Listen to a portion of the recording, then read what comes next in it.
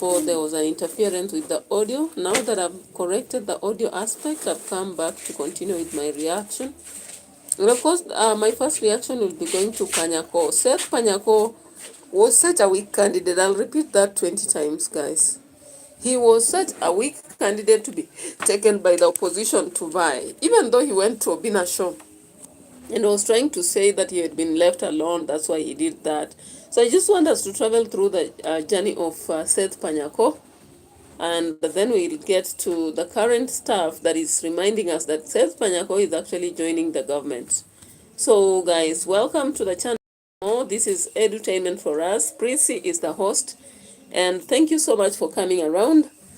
I've been unable to do my live streams because I was on the road, and I'm still hitting the road because maybe tomorrow or Sunday I'll be traveling home for the December holidays. We normally have functional processes as a family because we have to really have a tie. We have to let the kids know each other, and away from that, we have to celebrate together with our families because that is the only time. When we open schools and we begin our jobs, we don't have time to go back at home. So I'm going to meet all my sisters and brothers, my father and mother, because they really mean a world to me. Without them, I don't know what I could do. Actually, they're the only people who can stand with me whether I have a problem or I'm safe, and I thank God for that. So guys, let's go ahead to our political reaction, and let's start with Seth Panyako. Now, Seth Panyako, you remember, he became an image that was so common. Even though he used to be in medicine, we used to see him leading some of the moments during let's say the strike. But people never actually saw much of that until recently when he vied in Malava for the parliamentary position. That's why now when we came to know Seth Panyako so well. Now guys, we begin with the part of where he broke down and cried. And then we'll be coming to the Oga Obina's show when Seth Panyako went for an interview on Oga Obina and was trying to say that he was not actually crying, but he was simply then to show the government that things were not well. And I was like, are you so sure? So we'll be checking on those matters. Now remember, Panyako has been setting records indicating that he will never go and buy second time. Once he loses, that's all. Now, he was on Obina's show and just after the election. And he said something here that I want us to go through. I want us to just check through and see how sincere he was. Do you think he was sincere or he was just trying to jilt our minds? Some 2 weeks ago, all right? We'll be skipping through just to see what he'll be saying, right? I learned that ChatGPT works best with detailed prompts, breaks right but I hate here. typing them. So instead, I dictate them using... All right. I want us to look at that cry. Asano, welcome. Thank you so much for showing up as top fan number 1.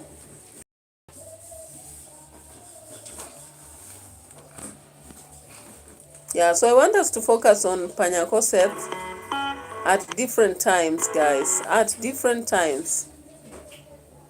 So he actually brought up something like a laughter recently on the show. But I don't know how sincere he was, guys. Kane, you be my mom. Hassano, why do you want a mom? Let me understand first about that. Ricardo, Yubaki. Hey, your language, actually I'm struggling to understand. But anyway, it is what it is. So, you remember the dramatic moment when Seth Panyako cried after losing elections, when he came about to shout about what the government was doing. Oh, sorry, Hassano, sorry. But you can have me as your mother online, and then you connect with me, I see how we can actually get moving. Which country are you, Hassano? It looks like a country where you speak Spain. Hassano Maqueno. Not bad. But we are struggling right here. YouTube has not been so favorable because I've already worked for 2 months, but the money I've earned, not even enough to get to my channel. I'm like, what's this? But anyway, I'm still struggling. Mommy, can you dance? Of course I can.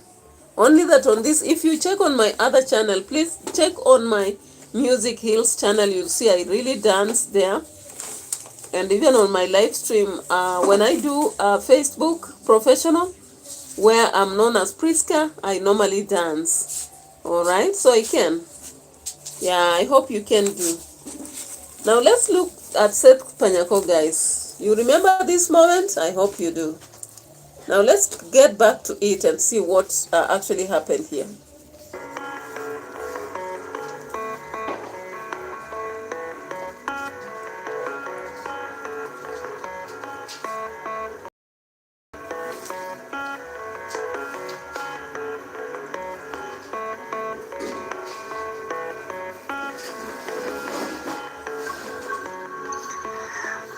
I am clearly annoyed, but I'm not scared. Sorry. Because even those who fought for the freedom of this country did not live to see it. I could shed my tears, not because I'm scared, but I could shed my tears because I'm shedding for this country. Because if you want to kill children of other people, just for an election, honestly speaking, what is an election? Let people choose whoever they want. One of my sons who was at my hotel, the son of my daughter, who calls me uncle, mpwa wangu, has disappeared. It's called Walter. We don't know where he is at. Alright guys, so welcome to this, and I hope you remember clearly how Panyako cried. Hassanos laughs. Why are you laughing? Ricardo, you say fretali? Oh, Nani hug? Hugs. Hugs for you.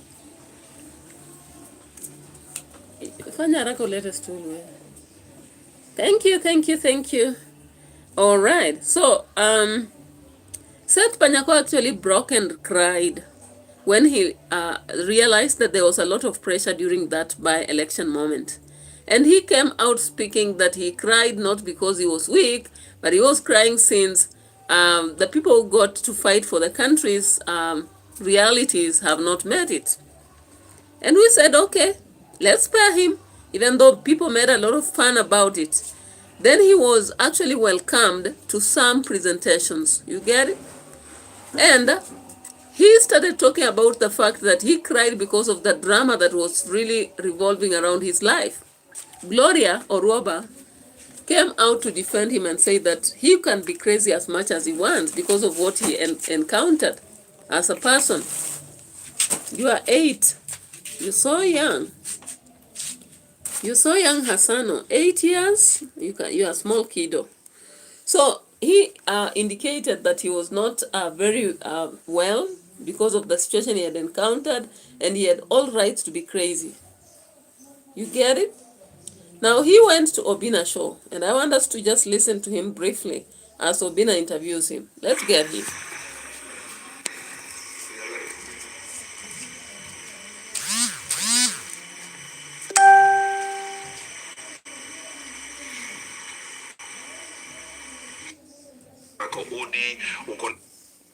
My name is Wema Nelima. I'm from Nairobi, Kenya.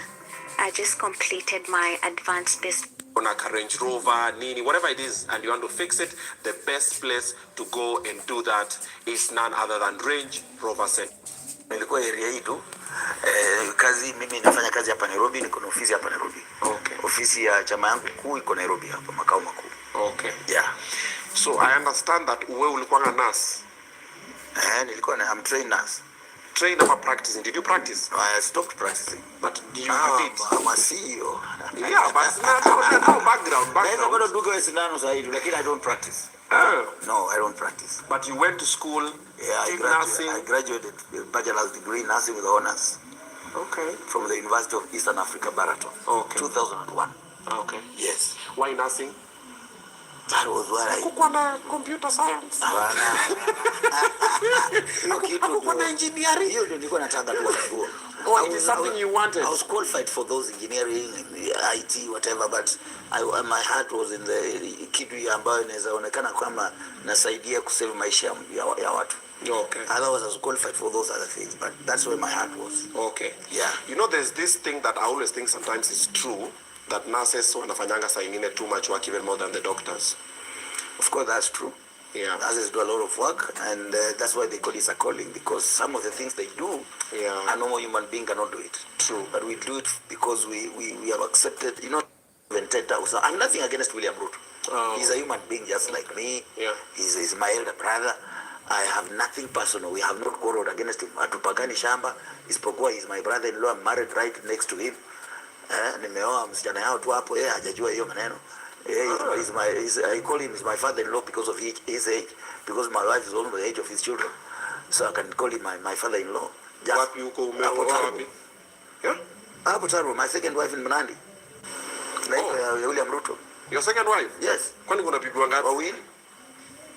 I'm a man of a family bwana. Wewe siko kiongozi kwa waliwe kama hakuna bibi na hakuna watoto. Wewe bila magari bwana. Nilijua siko nimejua tu ni double. Bwana bwana. Mimi nilijua kuna double bwana. Kumbe ni watu. Double watu. Huyu ni baba ya watu. This country, when they are doing budget appropriation, when they are allocating money to two projects in Kenya, is there money allocated that the president will use this money to do projects? They will be compromised. So everybody was training them on that day, including UDM. So the opposition, joint opposition leadership issued a press statement about the violence that the government had planned, and even they had planned to assassinate some of the people top list. And the statement, that's on Wednesday. And then they left each other, and my party leader took off for Kakamega. When he alighted at the airport in Kisumu, he told me, I've alighted in Kisumu and I'm coming over to our tallying center, because IBC had told us that every candidate must have a tallying center to avoid issues of rigging. Because if you have a tallying center and you have a proper agent system, when the counting is over, after they signed the form that 4A, they were allowed to take a photo. And I called my friend who was an ambulance to Webuye, said, Mina okopa watu wangu toa huko. So it's my car that they had destroyed that took them to Webuye District Hospital, level 4. Unfortunately, one of the people taken there was their goon, who was dead. Kona hiyo picha yake. Leo nimeona mwingine tena. A brother has posted a goon from the village around the area. Now, that I think I'm giving a story that I have run beyond. One click to ride your dream out.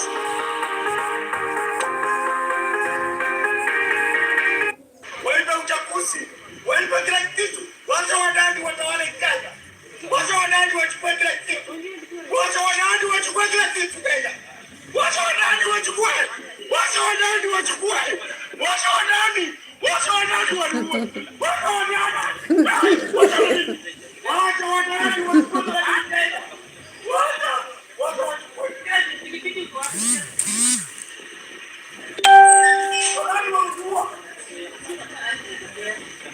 Oh God, to talk against me is this one. Chief Officer, Baraza's Cabinet, Mukoyan. Huyu kijana ni Chief Officer, County Government of Kakamega. Ndiye analipa Aoko kuandika ujinga zenye anaandika. But Aoko is a mad woman, so I cannot even respond. She's mentally ill.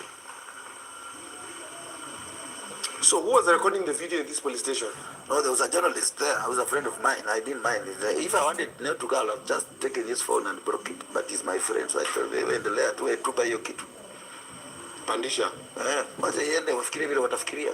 You are useless, people don't talk about you, either negative or positive. So hii gari imesimama hapa ndo gari ulipigwa na marisasi? Si unaona hakuna kitu imepasuka yote. Unaona on the other side. Hiyo ilipigwa hivi ndio ikaumiza ule akapasuka kioo. So kio moja. You need me to bring you all those people who are wenye walipigwa karibu watu 30, uone kila mtu kwenye injury yake. Una nani anakushika? Kwa hiyo video. The person holding you. This small boy here. Oh, new jamaa. Now from there, the police station, I go to Tallying Center. Yeah. I reach Tallying Center. So this after, so wait, kidogo tu, so after you did all this drama pa police station, ukaandika sasa uka make report. Nilikuwa nisha make report by the time I'm doing the drama. So we make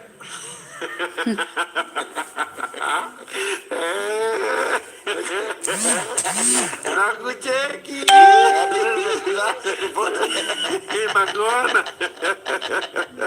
I wanted the world to know what is happening. Uliingia pole pole, uka make report, ukishamaliza ukapatia obi yako ndo katoka the any last one. We just get into the drama queen. But you know, Just walked. that's why you called me here. That's why you called me here. Yeah. Maybe I didn't do that, you would not have called me here. To sensitize the world to know what is happening. Yeah, I did a video. That we don't have a government, we have a bunch of criminals who have taken Kenya. Nifikiria umeingia na momentum ile na ukatoka wewe ndio wewe. But those police officers who are there were also surprised to hear what has happened. Paka wananiambia Kwani sasa. hawako na Hao ni polisi ordinary wenye wanapaki kwa station. yeah, intelligence inatemea mpango 1 over 2. Wale hawana over hapo walikuwa. Hasano says you scared me. Why? I didn't scare you. I was just, I'm doing an analysis here of politician. So I'm following Seth Panyako in what he did. Wherever stretcher. So exactly when you look at the profiling, you heard what he explains. He said that time he actually came out with drama to sensitize the world and let them know. Do you agree with that? I'm asking so that I can just understand you. Now today, of course, even after election, people started saying that Panyako is going to join the government. And I thought maybe they're just using his weakness. But now, today, it came out as this. And I want us to go to this and understand this. Nataka nimshukuru ikanda kashinda, sisi akaanguka. Let's just see his people, the way they are reporting, they are appreciating Seth Panyako. And that they are ready to join the government and work with it. You look at this. Ambaye tuliongea na yeye tukakubaliana wakati tumemaliza uchaguzi wa pa election ya Malava. Tulikuwa kumshukuru Faruk Kibet ambaye tuliongea na yeye tukakubaliana wakati tumemaliza uchaguzi wa pa election ya Malava. Sisi tulikuwa mrengo wa Seth Panyako, na kwa sababu imefanyika vile ilifanyika, ndako akashinda, Seth akaanguka. Sisi leo tuko wale watu ambao tuko hapa tumeamua kwa kauli moja tutasupport serikali. Tuko hapa kwa sababu ya mtu mmoja. Kura ingine yote ambayo itatangazwa sisi hatuwezi ongelea. Tunaongelea kura ya president. Ruto aliangusha sisi. Mimi nimekuwa mtu ya NASA, nimekuwa mtu ya Azimio. Alituangusha Uhuru akiwa kwa ofisi, Raila akiwa kwa ofisi, akatuangusha. Sasa hii kura yenye inakuja ya miaka 5, nataka niombe watu wetu wa Malava waje tumsaidie miaka yake 5 amalize, aende, na sisi watu Waluya wajipange, watafute candidate walete, watu wa Kenya watusaidie. Now you get this. These are the politics which I now call mediocrity. Why do I call this mediocrity? You cannot have a candidate who is vying, making a lot of noise, blaming the government, saying their policies or ideologies are not right. Then in the next moment, you're turning and singing the tune to appraise them. This is why Kenya sometimes doesn't progress, actually, because you will get people speaking this, and in the next moment, they'll speak a different script. They'll read a different script that you cannot actually share with them at all. Now, from what the opposition is now saying, if we look at opposition on the front of the people who are at by-election, this is very ridiculous. And it's trying to tell us that possibly even those who are fighting the government, they are fighting a losing battle. Because now if Seth Panyako has come up with his group, and he was among these people, and they are ready to join the government, and who are we? Who are we on the other hand? Does it mean they have given up, realized that they're not going to win anymore? This is a team that was supporting Seth Panyako, but now, currently, they are speaking for the government and saying that they are ready to support it. Let's just get more onto this. Sisi pia tupate hii kiti ya urais. Jambo la mwisho Nataka nimshukuru Mwami Faruk Kibet. Yale ile kazi amefanya hapa Malaba kuzunguka yenye alizunguka ndio ilifanya hata hii kura ikaenda vile ilienda. Kama sio yeye, hii kura sasa hivi alikuwa ameshinda kitu asubuhi. Na nataka niambie sets kama kazini yangu. Sisi kwa kutengeneza ile uamuzi tumetengeneza leo, sio hata ni kwa sababu ya hasara kwake kama tumenunuliwa. Hata kama ni kununuliwa hakuna mtu Kenya hii hata wao wako na pesa wanalangi usingizi, pata utafuta. So sisi kama wakabaras tumeamua waje tusukume hii kurudumu ya William. Aende tamu zake 2. Mimi nimekuwa position ni muda mrefu, hata nimekonda. Na mahali tunaelekea hapa ndio nataka tupate vitu. Na nataka niambie president leo, wala watu alichakua kutoka Malaba. Now guys, you realize that people in the opposition or those who are standing against the government are slowly waning and giving in to the government. What does this mean? They are possibly not seeing a way forward because they are not ready to encounter the goons. They are not ready to defend the votes. They are not ready to actually submit to letting people talk about politics. And so they are seeing an easy way to support William Ruto and be given peanuts, then that's okay. Now, of course, the president has realized this. And you listen to how he's talking big. Now let's get to one of these discussions and see what he's talking about here. In fact, the president has destroyed both Kalonzo and GACHAGUA in his discussions. Now let's see this. This isn't just any chat, it's click-up chat. Sure, you can tag your team, ask questions, and even drop an emoji. But Louis Broglie says how sad. They think he borrowed money from USA. Yes, they do. Mambo bado. Sindio? Sasa hapa mpaka tufikishe nyumba 14,000 tukamilishe hizi magorofa yote wakuja waishi ndani. Si namna hiyo? Nilikuwa nauliza hawa majamaa kama ni wao ndio wamejenga hii ama kuna watu wametoka dunia nyingine. Ni nyinyi? Nyinyi ndio mmejenga hii manyumba? Hii kazi yote hii gorofa yote hii? Nyinyi ndio mmejenga? Si Mungu ni kawaida unajua manyumba kama hii ya gorofa mingi kama hii imejengwa pahali pamoja. Watu wanaona kule Europe, watu wanaona kule Marekani, lakini live sasa tunaiona hapa Mukuru. Si ndio? Na niliwaeleza ya kwamba tutabadilisha Kenya. Na hivi ndivyo kubadilisha Kenya. Haihitaji miujiza. Inahitaji bidii na mipango na watu wenye nguvu kama nyinyi. Si ndio? Si nyinyi ndio mtabadilisha hii Kenya? Ama? Hii tulianza juzi. Hata haijafika miaka 2 ndio hii iko hapa. Sasa mimi nataka niwaulize. Kama tungeanza hii kazi 20 years ago, Kenya ingekuwaje siku hizi? All right, guys, so you heard that. The president is actually trying to indicate that he deserves to lead for 20 years. And people are there cheering. The problem is Kenyans have sat around several people. And sometimes I think they just get to lose their mind. They believe so much just through a small persuasion. Now, William Ruto has studied the mindset of many Kenyans. And that is why even currently he's cheating people and telling them to actually go about and buy those houses. I'm asking you guys, if you buy one house in that building, do you really have a graveyard unless you are buried in a cemetery? Do you have a playing ground for your kids? You don't have that. And are you sure that water supply is going to be okay all through? I'm not so sure about it. And in fact, we were just talking with our fans after job the other day in Nairobi. And I was asking them, can they really acquire land or rather houses in Nairobi? And they said, don't try that. These houses are supposed to be annually paid for. If you miss out, then there is a loss coming with it. So they advised me, don't do that. You better go to a loan, build your own house, and you can celebrate. But this government property, nana, it's not a good deal.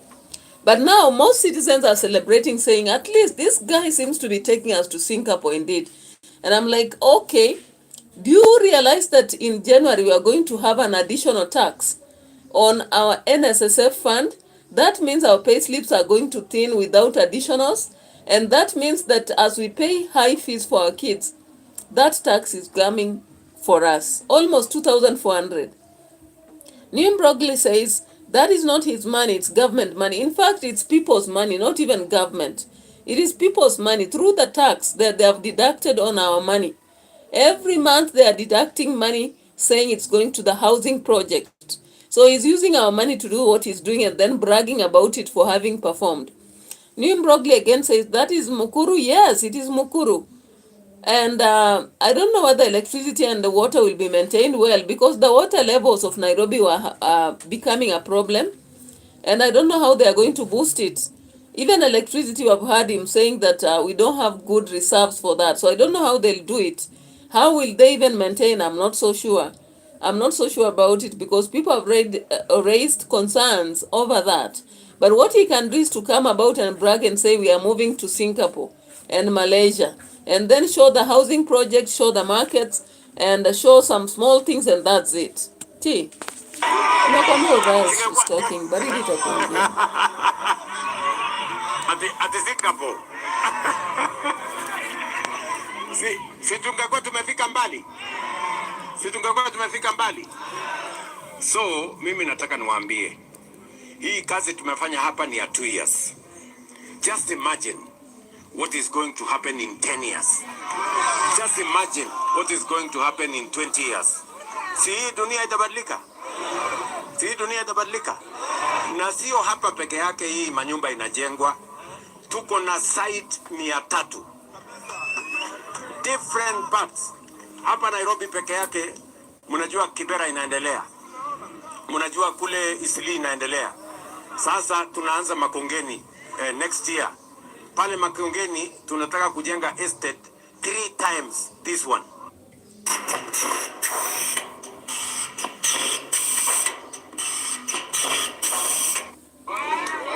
Yani mara 3 hii. Hii Mukuru yote tutasafisha. Kila mtu ataenda kuishi mahali ya iko heshima. Kujenga hizi manyumba. Pesa ngapi? Bilioni 600. Alafu juzi nimesema sasa tutakuwa na national program ya 5 trillion. Watu wengine wakasema haiwezekani. Kama hii iliwezekana, hiyo ya 5 trillion haiwezekani kwa njia gani? Watu wawache hiyo bwana. Ama namna gani? Na sikizeni, hiyo kazi tutafanya tukiwa hapa. Kazi when we are alive. Hii Kenya lazima ibadilike kwa vyovyote. Ama namna gani? Juu, chini, kulia, kushoto, mbele na nyuma. Lazima Kenya hii ibadilike. Nyinyi mko tayari nyumba peke yake tunapatiana leo. Tunapatiana nyumba kama hii 23 hapa Mukuru. 20 the building you see here. This is just one block of 23 blocks that today citizens of our great nation, people who have undergone great difficulty, people who have lived in places where there is no water, there is no electricity, there is no sanitation, there is no toilet, there is no road. Today, they move from those dwellings into this dignified place in Mukuru. 4,500 households. Okay, so the president kept saying this, but the surprise, or rather the question that keeps revolving in our mind is, how is the president going to make sure that these people are able to pay rent? You know, for you to pay rent, you are supposed to have a sustainable job. The economy should be better, and you should be in a position to manage that continuously. Now, I understand that these houses are going at 10,000 and more, which means you must have a job for you to manage it. The bottom up, wheelbarrow, whatever, all those philosophy, how are they going to work with the lower person? Most of the people now getting to these houses are just rich people. They are not the poor of the poorest. The ones who are targeted are not the ones in these houses. And of course, when they come in, they're expected to prepay certain amounts to make sure that they can, reserve their position. So we are at a crossroad as we ask a lot of questions, but the president keeps bragging and bragging. Now, of course, recently there was discussion around the road construction, and the president attacked Kalonzo Musyoka, saying that Kalonzo Musyoka has a very poor road leading to his home. Now, guys, how true is this? And if I may ask, who really built Kibwezi Road?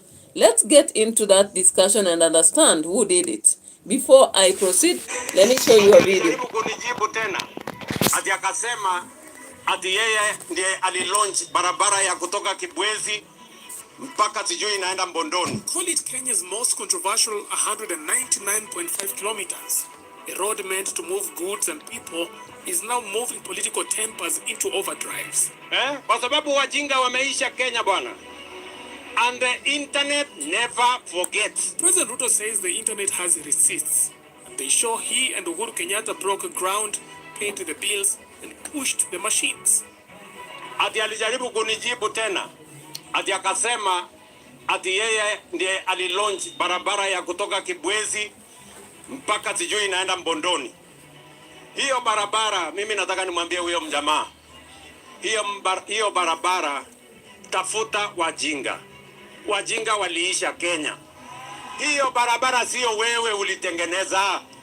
Hiyo barabara ni mimi na Uhuru Kenyatta tulitengeneza wakati tulichukua serikali. And we have the facts and we have the evidence. Wewe tafuta Wakenya wa kudanganya, akili ya kupanga mambo ya barabara, I am afraid itakuchukua muda kidogo ndio uweze kufikia hapo. Nyie mnanielewa watu wa Turkana? However, Wiper leader Kalonzo Musyoka says not so fast. He picked the contractor, secured the funding, and pitched the project back when others weren't paying attention. Rais William Ruto alikuwa Kiambu. Badala ya kwenda kuabudu, alifanya mimi ni subject. Aninashambulia mimi, anasema mahali natokako hakuna barabara. Nimekuwa kwa uongozi miaka 50, hata hajui kufanya hesabu. 40 years, not 50 years. That means 40 years of serious experience. Nikiwa vice president, I launched the construction. Kapeleka contractor by the name Simo Haino. Ataka Ruto akanushe kwamba Sino Haino is a Chinese contractor whom I launched to construct the road from Kibwezi to Mutomo, to Kitui, to Mwingi, to Sekuru, to Maua, na hiyo barabara ina link Ethiopia with Mombasa. So who's telling the truth? And more importantly, who deserves the credit? Haja yetu sio nani atapata credit. Yule anataka kupata credit anaweza kuhama naye. Lakini sisi tunataka barabara ijengwe. Now let's rewind to 2011. Back in 2011, Kalonzo was the vice president under Mwai Kibaki. He secured a $500 million loan from China, signing off Sinohydro as the contractor and giving the green light to what would become a 400+ kilometer corridor. Just a quick one. Yes, my name is Chen from Sinohydro Corporation. So we are going to be the contractor for the Kibwezi to Isolo, the road project. Yes. Thank you. Okay, thank you. Turnkey contract for upgrading of Kibwezi Mutomo Kitui, contract number 1 ndio hiyo. Alafu kuna contract number 2 Kitui Mwingi Kandwea. Alafu contract number 3 Kandwea Sekuru Sweni. Tusipige makofi. Thank you. Mimi nakushukuru kwa sababu hii ni hatua ya kwanza ya kampuni ya China Wuwi, kampuni ambayo itaanza sasa. Kuna wengine hata Sinhydro ambao wataanza upande wa Kibwezi kuelekea Kitui, na tayari nadhani wiki hii kuna delegation inatoka Uchina kuja kufanya mazungumzo na serikali ya Kenya juu ya loan agreement itself. Anatarajia through your very able stewardship, Minister Franklin Bett, because I know you will make sure there is no bottlenecks anywhere, ili kazi hii ya Sinhydro pia ianze, kwa sababu umesikia ni kilomita 500 na kitu ili tukamilishe. All right, guys. So if somebody wants to really pull you down, they'll prove that you've not done anything. But then, as Ruto himself said, the internet doesn't forget. It does not even forget for Kalonzo Musyoka. So you have actually seen through the two videos how Ruto just came about to address the occasion at the end, and how Kalonzo Musyoka ran through the project from the beginning, even when they are opening the contracts. Who wins then? Of course, according to my thought, Kalonzo Musyoka wins it. Because if he was the vice president under Kibaki, then you can't tell me he was not on the road or on the site. And of course, a video has been shown clearly, Kalonzo Musyoka standing there. But then, in Kenya, politics is about pulling somebody else in the mud as you throw them under the bus while letting yourself look like you are always on top of the notch. Who is on top notch? Is it Ruto or Kalonzo Musyoka? Who is telling the truth? Who is lying? Who really did Kibwezi Kitui Road? Is it Kalonzo or Ruto? He says on the roads, Kalonzo Musyoka has nothing to say. He even said that Kalonzo Musyoka has a road that is in his home and is not done. Of course, we don't have evidence. But now, when you look at Ruto himself, the road in his place, I was able to acquire a picture, and I'm going to show you the road at Ruto's place. Let's check into it, guys. Just give me some time, and we'll be checking that road, okay? Yeah, so the road has been at Kalonzo's place was not, as he says, it was not done. Even he himself, he has a road that is poorly done in his place. So let's check on this. The road at Sugoi, guys. It's a funny road that I've seen somewhere, and I didn't even believe it. But it is here with us. Let's just check to it. Where is this? I saw this road somewhere. Come here, you road. Is it here?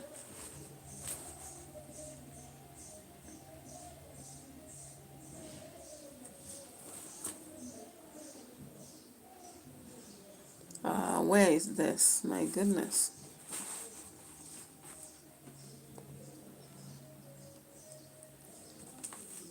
Very responsive with that. Here are today's ads of the day. Miaka 100 barabara Nakuru, just to kill you in the process. So be very vigilant. Number 3, I think the stage. New Garnier Even and Bright Vitamin C Plus Booster Serum. Even brighter skin from day 6.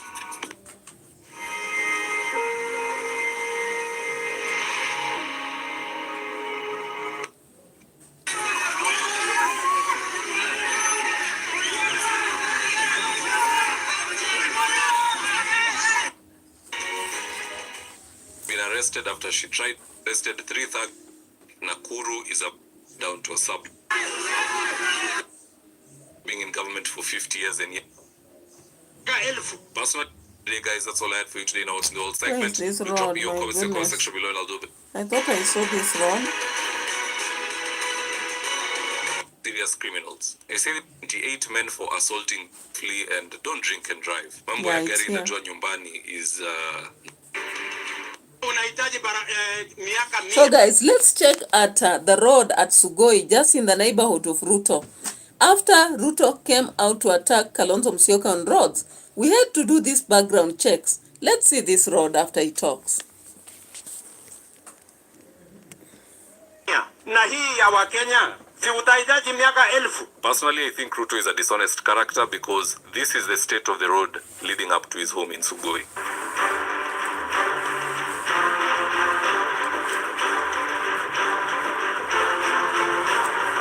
Rais, please remove the forest in your own eye. So he had to be told to remove the forest in his eye before he sees the speck in Kalonzo Musyoka's eye. What do you think? Because actually, if that road is leading to Sugoi, I have no doubt he knows it. Why would he go talk about roads in people's places if his own road is not made? That's a question I don't have an answer for. Guys, Currently people are into crime. As long as they make money, that's what matters. Even in churches, we have pastors and apostles who are actually assigning themselves and doing whatever they want as long as they survive. Now, in one of these occasions, there is a woman in Nakuru who opened a police station known as Langata Women's Maximum Security Center. And this was opened this December. Look at this. Now, after the lady opened this, she has been out there. She has been able to apprehend 36 people for drinking, driving, 8 Jabba boys for idling. She has also arrested 3 thugs for trying to hijack cars along Kano Street and 19 pickpockets for robbery in town while trying to steal money for masquerading. She even locked up 98 men for assaulting their wives, telling them they would each receive 56 life sentence in her prison and would only eat once a day whenever she felt like feeding them. Nakuru is a movie. Hey, walai. So, she has finally been arrested and will be appearing in court. And let me just show you a picture of her shortly, right here. Where is she? I need to show you that lady. Here she is.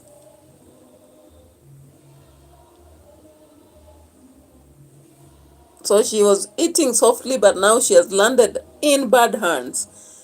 A crime that can actually lead to a very serious charges that will land her in the same prison where she wanted to take people. And that is exactly what is happening in Kenya. People are out there to make money and survive. It doesn't matter to them. Now, recently, we've had death of a lot of people who are prominent, beginning with Ojode, we saw Baba, and now we have seen Justice Ibrahim Mohammed dying. So let's just get to it and understand this. But remember, politics is a boxing end. You either receive the hit or you are the one to receive it. Now, I want us to get to something else as we continue with this ahead of 2026 elections.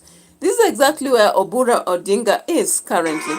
Now, let's get to analyze what he says and how he says it. What we want for now, when we fight for the elections together, we must know that we are part and parcel of each other, and we shall form the government together and get more and more if we become stronger and stronger and a bigger party. It is now official. ODM is dead, and the man leading the burial proceedings, it is the new party leader, Oburu Odinga.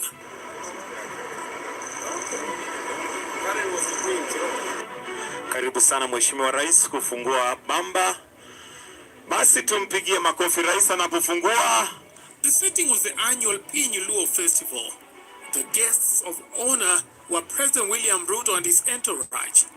Ruto came in with the usual pledges, those barely registered. Na ndio sababu hiyo hapa Migori, budget yetu ya mwaka huu tumeweka barabara mpya 10 hapa Migori County. Tumeweka pesa bilioni 1.7 hapa Migori County. Hapa Migori County tumeweka pesa ya serikali kupitia kwa affordable housing shilingi bilioni 23 Migori County. What landed with force was Oburu's address to the crowd, a speech that has since set off a fierce online reaction. We shall be part of the formation. So, Honorable Mbadi, don't say that it is enough what we have. Here's why Oburu's statement left many convinced that ODM has effectively surrendered its future to the highest bidder. Number 1, the logic collapse. Oburu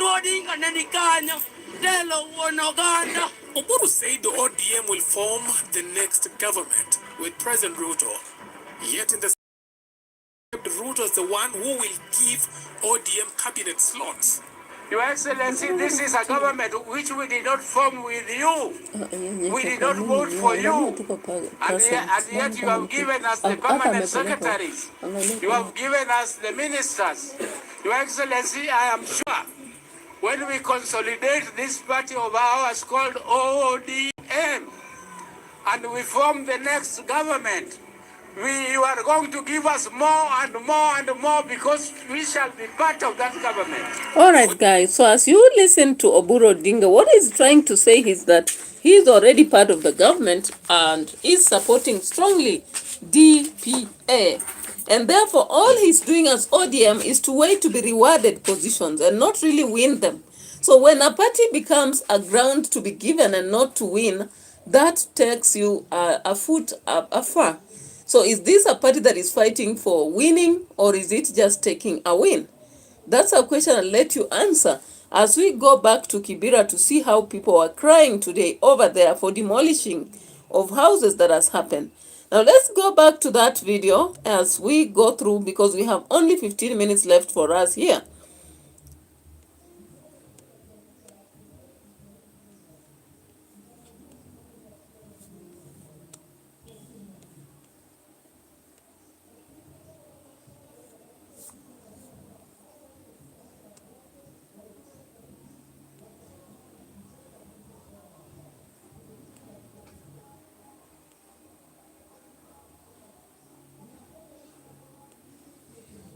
Where is this? Yeah. So there was a lot of tension at Laini Saba KIBRa after the demolishing notice. So let's check to what the citizens are saying and what does it imply for the government currently. Is it that people will celebrate Singapore or they will cry over what they have? Before any demolition is undertaken.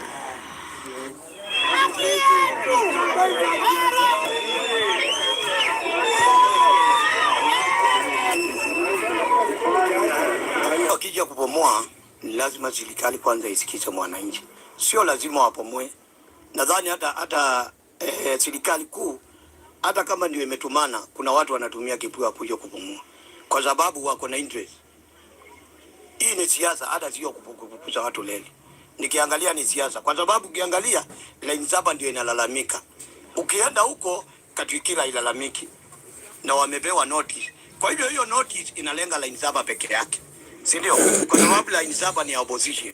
Kila kitu ya Line Saba inapelekwa hivi. Tunajua kila kitu. Mimi kama mimi ni mwadhiriwa kwa sababu sijapewa nyumba na tukaambiwa nyumba zetu tunapewa huko juu. Na wakati huu ile soko tunafanya kazi ndio tunalipia zile manyumba tunakaa. Kwa hivyo tungeomba hata kama ni kubomoa wanabomoa, watupatie nyumba zetu. Hii mishiko tukunaye ni mishiko Mungu ametubariki. Tunakopa maruni. Kazi yetu ni kubwa kuliko hiyo kanyumba. Ombi letu ni kwamba watumalizie hiyo na wapanue hiyo, watoe ukuta ya katikati, ndio hili mizigo yetu iweze kutochea. Na kama hawajamaliza hiyo, heli tukae hapa, Mainga atume serikali ituue. Tutakubali kufa. Now, doctors in Embu County have resumed duty after... All right, so that is it from KIBRa. Let's just check on something else. Now, a lot of stories have been going around about Jirongo and his fate, some saying that the reality around his death is not very clear. According to what people are saying from the CCTV and Probox probe, as well as the driver, it is not clear whether Jirongo actually died, but he was killed and was just driven to the area where the bus was actually shown. The reality is, if Jirongo died in that accident, Mercedes-Benz is a strong vehicle, and it could have actually affected the bus. Away from that, the question is, how would Jirongo have driven all the way to Nakuru only to notice that he was getting on a wrong lane? Away from that, there were insinuations he was with another woman who was dropped some hours before Jirongo got to Nakuru. Who was this woman? Why is the woman not coming into the picture to speak about having been with Jirongo? The other question is, Wetangula took some food with him before he drove off. And then another question surrounds the bus. If a bus was going to Busia with so many people, why is it that no one in that bus came out to speak? Now let's just get into an analysis that is conducted on this. Is unmistakable. CCTV footage from Eagle petrol station in Karai, Naivasha, shows a former Lugari member of Parliament, Cyrus Jirongo, on December 13th, 2025, tense, alert, repeatedly looking over his shoulder. For a brief moment, he appears to seek refuge. Then he leaves. Hours later, he is dead.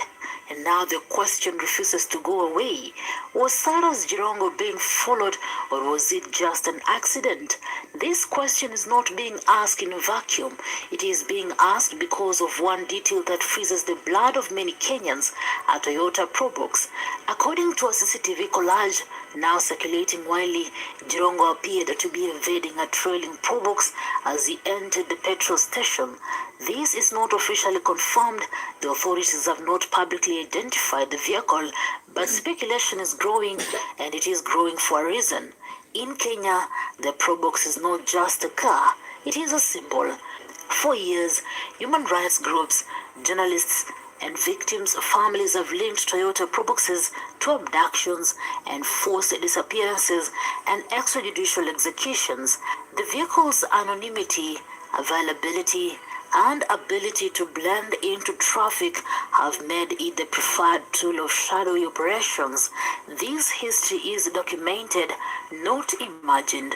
In July 2024, veteran journalist Macharia Gaithu was abducted in broad daylight by men later linked to the DCI. He was shoved into a Probox after being mistaken for blogger Francis Gaithu.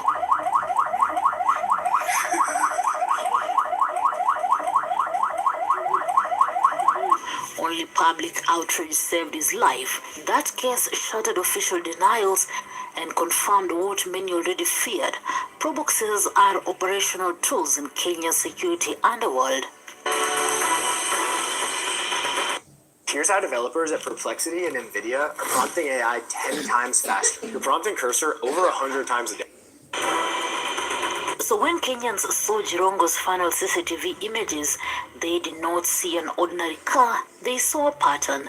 Supporters of the official narrative insist this was a case of reckless or drunken driving, a tragic but simple accident.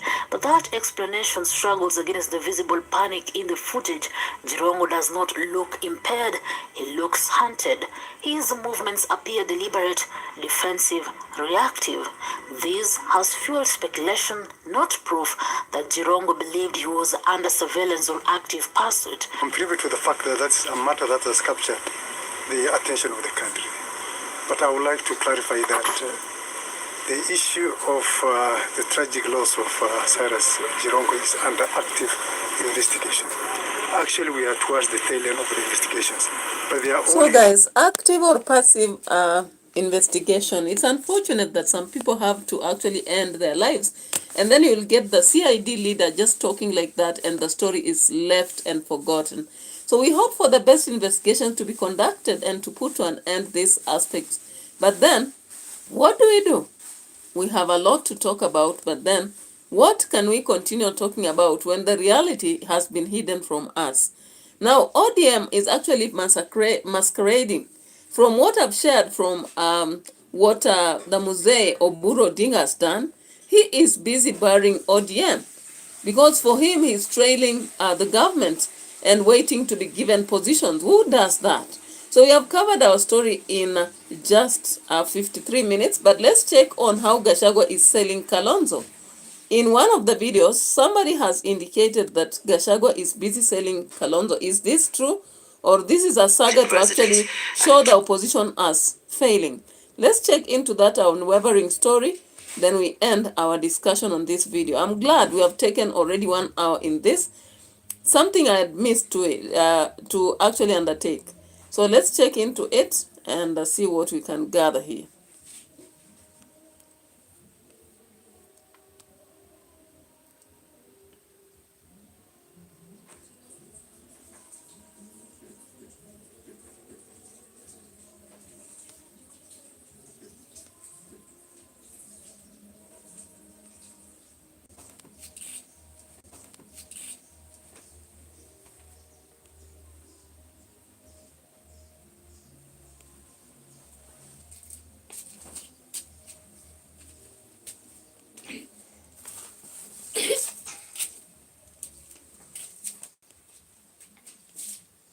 Maybe let's begin with what Uhuru Kenyatta said as we end with New what... Garnier Charcoal Serum, clinically and acne marks, approved by dermatologists.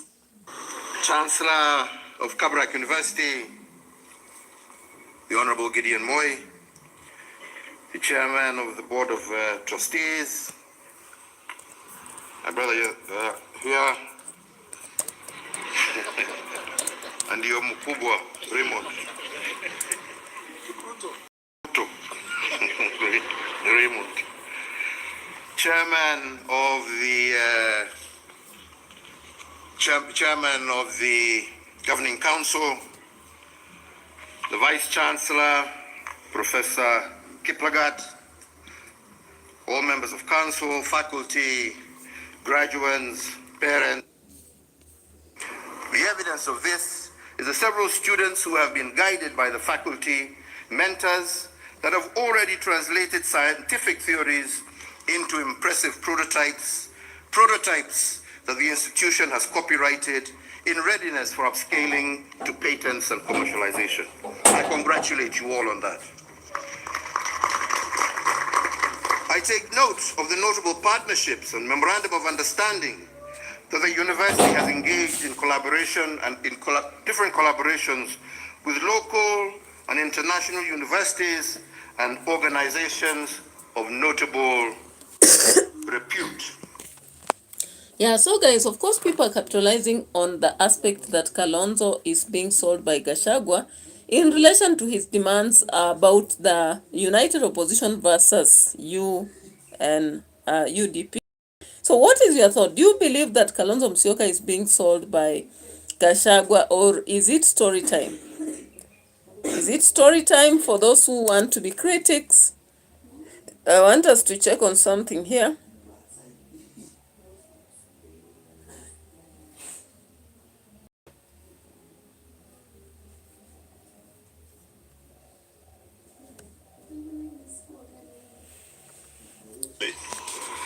This is a matter of serious concern to the family, to the community, to his friends and relatives, and to the country as a whole. Cyrus haven't been hivyo wakati kama huu najiunga na viongozi vile vile kuuliza Wakenya wanataka kujua ukweli. Je, hii ilikuwa ni ajali ya kawaida ama ni ajali ambayo imebuniwa na watu fulani? Ubunifu ni wa aina nyingi. Hivi it's very easy to monitor. Sasa hivi maishani Nozamia anaangalia tu ile app anajua niko hapa at any given time. So unaweza kutumia vyombo hivi na kupanga mambo hatari. Hatusemi kwamba hivyo ndilivyofanyika, lakini tunataka ukweli ujulikane. All right, so I was looking into the aspect of GACHAGUA selling Kalonzo, but I don't seem to get the nitty-gritty of this, so I'll end here. Thank you so much for all of you who watched my video. I appreciate.